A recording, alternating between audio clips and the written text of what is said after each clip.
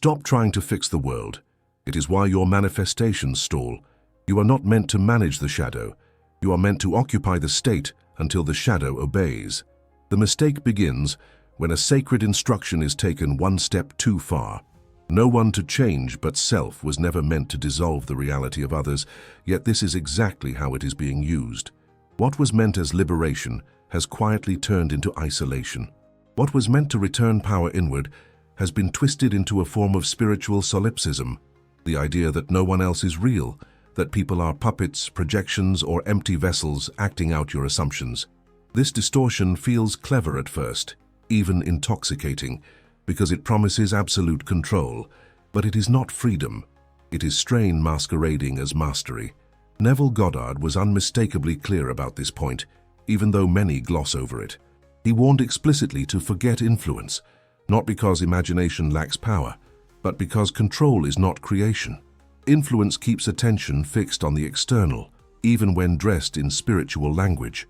The moment you attempt to manage, correct, or override another from the outside, even mentally you have already misplaced causation. You are no longer creating, you are reacting. And reaction, no matter how refined, is always downstream. Neville's mirror analogy was never an argument that reflections are unreal. A reflection is absolutely real. You can see it, describe it, and interact with it. But it is not causal. No one with clarity argues with a mirror to fix their appearance. You do not scold it, plead with it, or rehearse affirmations at it. You change what stands before it. Solipsism collapses this distinction. It treats the reflection as both unreal and responsible, which produces a peculiar psychological tension, one that quietly drains faith while pretending to strengthen it. This is why so many who adopt this distorted view feel an undercurrent of guilt they cannot explain. If no one else is real, then every unpleasant interaction becomes a personal failure. Every delay becomes self-blame. Every emotional reaction must be suppressed rather than understood. Over time, this breeds manipulation, because control feels like responsibility, and responsibility feels like virtue. It also breeds numbness, because denying the reality of others requires denying parts of your own emotional life. What begins as spiritual discipline ends as disconnection. Even the mystics understood this balance. William Blake spoke of imagination as divine, not as an excuse to discard humanity, but as the means through which humanity is honored. Imagination does not erase the world, it animates it. When imagination is used to dominate rather than to assume, it collapses into ego, wearing sacred language. The law does not punish this mistake, but it does reflect it with effort, resistance, and fatigue. Here is the quiet relief most people have never been given permission to feel. If your manifestations have felt heavy, strained, or emotionally expensive, it was never because you lacked discipline, belief, or worthiness. It was because the direction of causation was subtly reversed. You were attempting to manage life instead of assuming life. You were holding the mirror responsible for the image, and no amount of persistence can make that feel natural. Tonight, that direction can be corrected, not through effort, and not through another technique layered on top of exhaustion, but through understanding. When causation is returned to its proper place, strain dissolves without force, guilt releases without justification, and faith stabilizes without being propped up by repetition. This is not about trying harder. It is about stopping the one thing that has been quietly undoing everything else. Solipsism is control wearing spiritual clothing.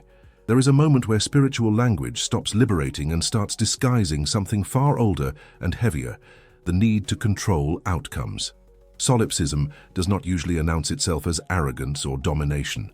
It arrives quietly, dressed in phrases that sound responsible, enlightened, even selfless. It says, "If everything comes from me, then I must manage everything." And without noticing, creation is replaced with supervision. What once felt like inner authority becomes constant inner pressure. At its core, this confusion is a misunderstanding of power. Creation is effortless because it is causal. Control is exhausting because it is reactive. When someone tries to control circumstances, people, or outcomes through imagination, they are not trusting imagination at all. They are attempting to force compliance from effects while claiming to honor the cause. This contradiction is subtle, but it is devastating.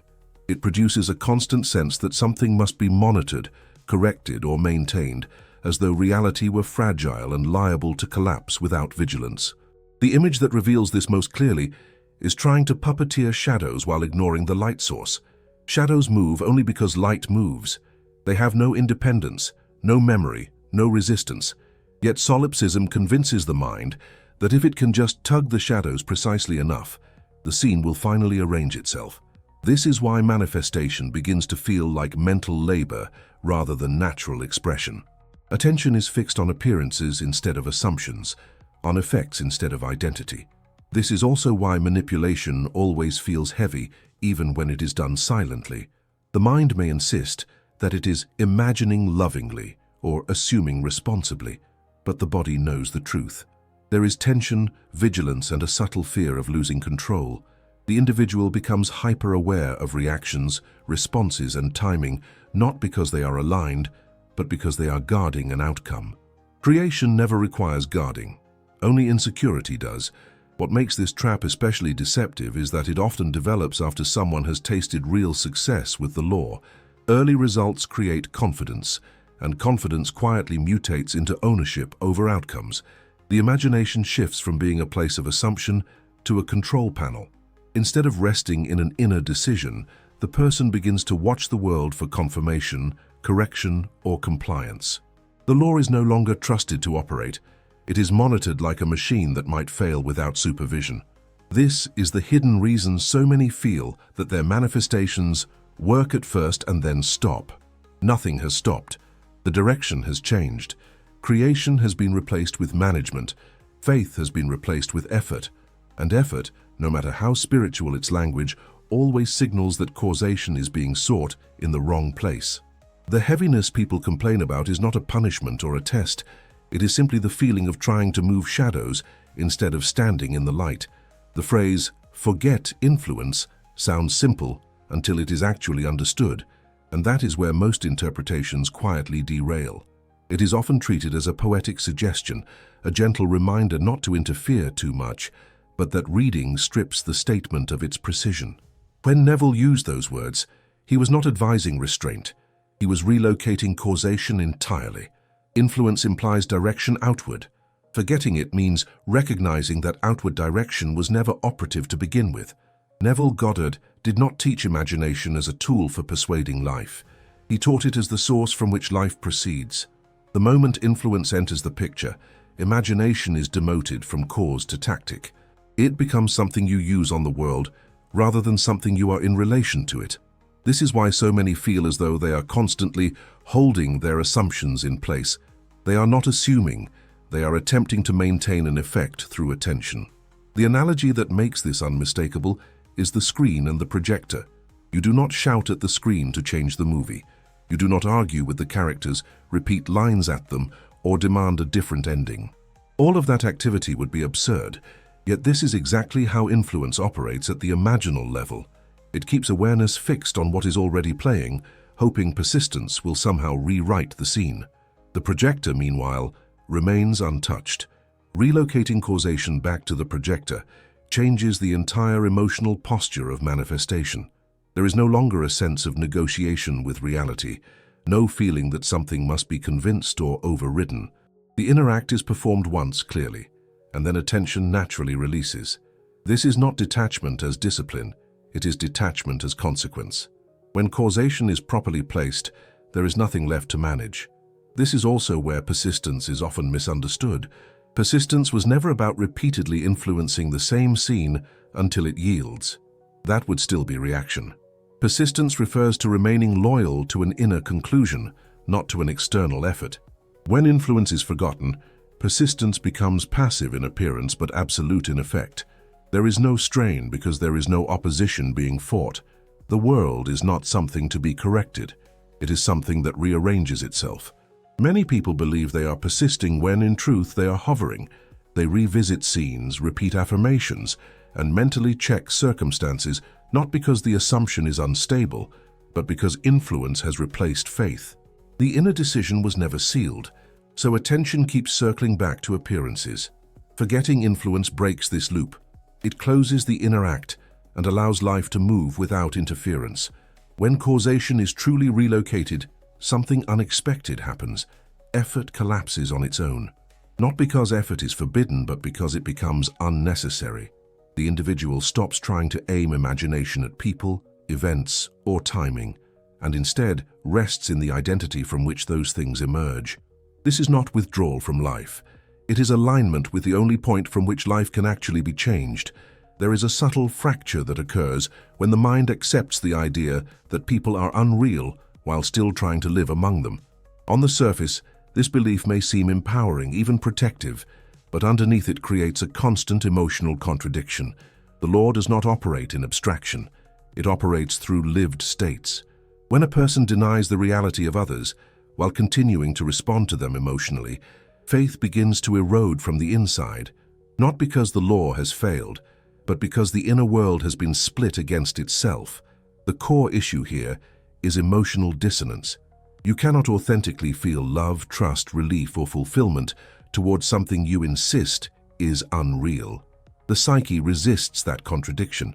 It may comply intellectually, but emotionally it recoils. This recoil is experienced as instability, doubt, or exhaustion, even when one believes they are doing everything right. The law requires coherence, not perfection. When belief and feeling point in opposite directions, the state cannot stabilize. The analogy of trying to live in a house while denying its foundation exists captures this perfectly. You may decorate the rooms, rearrange the furniture, and speak confidently about the structure, but the moment pressure is applied, unease appears. The foundation has been denied, not reinforced. In the same way, treating people as unreal removes the grounding that allows assumptions to feel natural. Relationships, interactions, and responses lose their emotional anchor, and manifestation becomes mentally clever but emotionally hollow. This is why many who adopt this view report a strange form of fatigue that does not come from effort alone. It comes from suppressing natural human recognition. Even while telling themselves that others are mere projections, they still feel hurt, disappointed, relieved, or comforted by them. Each of these reactions becomes a source of silent self-judgment. If no one else is real, then every emotional response feels like a personal failure, something to be corrected or overridden rather than understood. Over time, this tension collapses faith not in imagination, but in oneself. The individual begins to mistrust their own emotional signals, seeing them as obstacles rather than indicators. This mistrust fractures the feeling of authority that the law depends upon. Assumptions no longer feel like quiet decisions. They feel like fragile positions that must be defended against inner contradiction. Stability gives way to constant inner negotiation. The exhaustion many experience is not proof that the law is demanding or harsh. It is the natural result of denying what is clearly being experienced. People are real in their own right, even as they reflect inner states. Recognizing this does not weaken the law, it restores its balance. When emotional reality is honored rather than dismissed, faith regains its footing, and assumptions once again feel inhabitable instead of theoretical. If this is clarifying things, subscribe here so these corrections stay active in your awareness. Persistence is mood, not mental muscle. There is a widespread belief that persistence requires effort, repetition, and a kind of psychological endurance, as though the mind must be trained to hold a position against resistance. This belief quietly turns persistence into labor and transforms manifestation into a test of stamina. Yet persistence, as it functions within the law, has nothing to do with strain. It is not a matter of pushing thoughts back into place, but of inhabiting a mood so completely that effort becomes irrelevant. A mood is not something you maintain through force. It is something you occupy. When a mood is stable, thoughts align with it naturally, without supervision. This is why weather does not strain to stay warm. It is warm. There is no tension involved, no effort to hold temperature in place. The atmosphere simply expresses its condition. In the same way, a dominant feeling state expresses itself through thoughts, reactions, and expectations without requiring conscious correction. Mental muscle becomes necessary only when the mood is not established. Repetition then serves as compensation, not as creation. People repeat affirmations not because repetition is inherently powerful, but because the feeling has not yet settled. The mind senses this gap and attempts to bridge it with effort. Over time, this creates the impression that persistence is exhausting, when in reality, exhaustion is the signal that persistence has been misunderstood. When the mood is correct, repetition loses its urgency. Thoughts may return to the assumption, but they do so gently, without anxiety or compulsion. There is no inner alarm demanding reinforcement. This is the difference between living from an assumption and policing it. One feels like rest, the other feels like work. The law responds to the former because it is causal. The latter remains reactive, no matter how disciplined it appears. This misunderstanding explains why many experience brief success followed by collapse. They achieve a result through focused effort, but the underlying mood never stabilizes. Once the effort relaxes, the state dissolves and circumstances revert. This is not a failure of persistence, but evidence that persistence was being simulated rather than embodied. Mood was being substituted with technique. True persistence is quiet. It does not announce itself, defend itself, or require constant attention. It feels ordinary, even obvious, because it aligns with identity rather than opposing it. When the mood stabilizes, the need to keep imagining disappears on its own. Repetition becomes unnecessary, not because one has stopped caring, but because the state has already been accepted as natural. There is a quiet misunderstanding at the center of most inner resistance, and it arises from the belief that the senses must be conquered in order for change to occur. This belief frames manifestation as a battle between inner conviction and outer evidence, as though one must overpower the other through denial or force. Yet the senses are not enemies, and treating them as such only anchors attention more deeply in what is being opposed. Conflict keeps awareness engaged, and engagement sustains the very condition one wishes to move beyond. Reaction is often mistaken for awareness, but reaction is actually consent in disguise. The moment something is argued with internally, it has already been granted authority. This is why arguing with an echo only guarantees another reply. The echo does not need belief to continue. It only needs attention. In the same way, sensory evidence persists not because it is true in a final sense, but because it is being continually acknowledged as relevant. Fighting appearances creates a loop. The individual notices a condition, resists it mentally, checks whether the resistance worked, and then reacts again when it has not visibly changed. Each step reinforces the same assumption, that the outer world must be corrected before inner rest is possible. This assumption quietly reverses causation. The senses become the reference point, and imagination becomes the response. No amount of inner argument can resolve this, because the structure itself is inverted. Withdrawal of authority is often confused with denial, but the two are entirely different. Denial still revolves around the object being denied. It requires awareness, evaluation, and emotional charge. Withdrawal, by contrast, is a shift of relevance. The senses may report whatever they report, but their report no longer carries decision-making power. This shift is subtle, yet it changes the entire inner posture from resistance to neutrality. When authority is withdrawn, the senses lose their grip without being challenged. There is no inner debate, no need to correct perception, and no effort to pretend that something is not being seen. The individual simply no longer consults appearances when determining what is real or possible. This is not blindness, it is hierarchy. Imagination resumes its position as cause, and the senses return to their role as effects.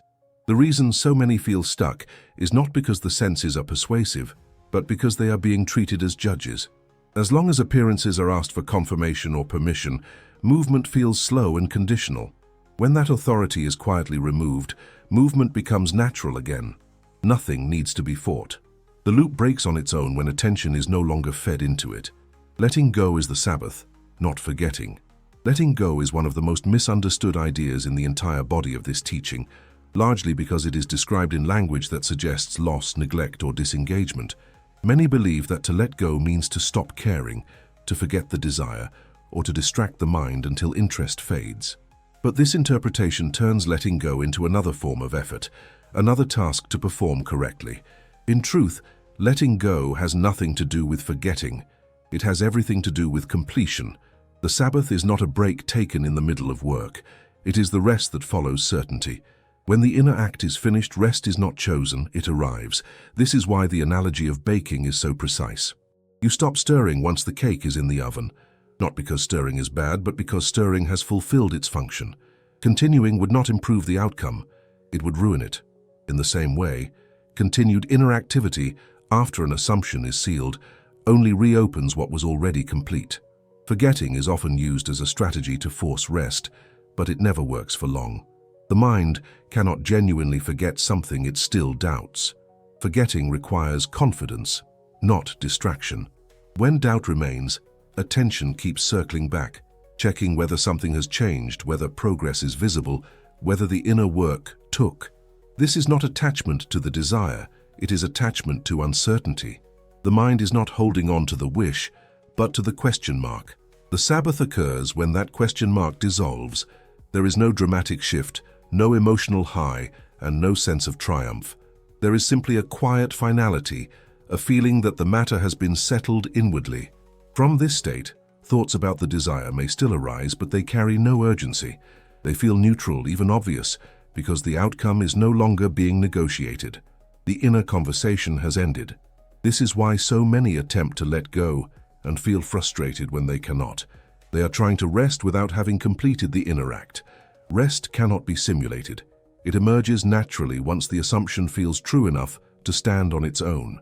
Until then, the mind will continue to revisit the subject, not out of obsession but out of unfinished business. When the inner act is truly complete, effort collapses without instruction. Attention moves on naturally, not because something was forced away, but because there is nothing left to resolve. The Sabbath is not a technique to be applied after imagining. It is the psychological evidence that imagining has done its work. Few phrases have been more misunderstood or more misused than "everyone is you" pushed out. When taken without nuance, it becomes a justification for emotional detachment or covert manipulation. When understood correctly, it becomes one of the most grounding and ethical ideas in the entire teaching. The difference lies in whether the phrase is used to explain reflection or to excuse control. Reflection restores balance. Exploitation quietly erodes it. The mirror analogy reveals the distinction with clarity. Adjusting posture instead of blaming the mirror is not an act of denial. It is an act of responsibility. The mirror is not unreal, nor is it at fault. It simply reflects what stands before it. In the same way, people are not empty projections waiting to be edited. They are living participants who reflect states without being caused by them in a mechanical sense. The reflection is lawful, but the person remains whole. When this distinction is lost, the phrase "everyone is you" pushed out becomes a subtle tool for avoidance. Instead of examining inner assumptions, the mind may attempt to engineer responses, reactions, or behaviors from others under the guise of self-responsibility. This always introduces strain because it places attention back on the mirror. The individual begins to watch for changes in people rather than shifts in self, and any delay feels personal. Used correctly, the phrase redirects attention inward without stripping others of their reality. It acknowledges that inner states shape experience, while allowing people to remain people. This preserves emotional coherence. One can recognize reflection without numbing empathy and assume responsibility without collapsing into self-blame. The law functions cleanly only when this balance is maintained. This balance also restores effectiveness. When people are treated as real, reactions soften naturally. There is no need to suppress emotion or perform detachment. Feelings are allowed to arise and pass without being judged as failures. This emotional honesty stabilizes the inner state far more effectively than forced neutrality ever could. The assumption settles because it is not being defended against lived experience. Ethics and effectiveness are not opposites here. They are inseparable. Manipulation always signals misplaced causation, and misplaced causation always weakens faith. Reflection, by contrast, reinforces causation by removing the need to interfere. When posture is adjusted, the mirror responds without resistance. When identity is assumed, life agrees without coercion. This is the quiet power hidden inside the phrase when it is finally understood as reflection, not domination. There is a reason the state akin to sleep has always been treated as foundational rather than optional, and it has nothing to do with relaxation alone. Ersatz is not merely a convenient time to imagine. It is the point at which the mind's habitual orientation toward control naturally weakens. In this state, effort loses its grip, vigilance softens, and the urge to influence dissolves on its own. What remains is receptivity, and receptivity is where causation can be corrected without struggle. The mind, when fully alert, is conditioned to manage, compare, and correct. It scans for inconsistencies and reacts to them reflexively. This is why many find that during waking imagination, control quietly sneaks back in. SATS bypasses this tendency, not by force but by timing. It meets the mind before it resumes its role as overseer. In this sense, SATS functions like resetting a system before the program reloads. The old instructions have not yet come back online. At this level, imagination does not feel like an action being taken. It feels like a condition being entered. Scenes arise with less commentary, fewer adjustments, and almost no urgency. The individual is not trying to convince themselves of an outcome. They are momentarily living from it. This distinction is subtle but decisive. Convincing always implies resistance somewhere in the system. Living from implies that resistance has already been bypassed. This is why SATS corrects errors at the root rather than at the surface. Instead of dealing with reactions to circumstances, it alters the state from which reactions would have arisen. Control does not need to be suppressed here. It simply has nothing to attach to. The mind is too relaxed to manage outcomes, yet awake enough to assume identity. This combination makes SATS uniquely powerful, not because it is dramatic, but because it is structurally aligned with causation. When assumptions are formed in this state, they tend to stabilize without reinforcement. There is no urge to revisit them repeatedly during the day, no anxiety about whether they are working. The inner act feels finished in the same way a decision feels finished once it is truly made. From that point forward, imagination no longer circles the desire. Life begins to reorganize quietly, without the sensation of being pushed. The absence of strain that follows is not accidental. It is the natural result of correcting the direction of the law. Instead of projecting effort outward, causation has been returned inward, at a level where effort cannot survive. SATS does not demand discipline. It rewards alignment. By addressing the source rather than the symptoms, it allows manifestation to proceed without vigilance, without manipulation, and without the emotional cost that so many have come to accept as normal. Assume, rest, and let life agree. At the end of all confusion, the teaching returns to a single, uncompromising truth. Imagination creates and control corrupts. Not because control is immoral, but because it misunderstands where power actually resides. The law never asked for vigilance, force, or supervision. It asked for assumption. Every time effort replaced assumption, strain appeared. Every time control replaced trust, instability followed. What felt like failure was never inability. It was misdirection. This is where the final correction settles gently into place. People are real, not as causes, but as participants in a lawful world that reflects inner states.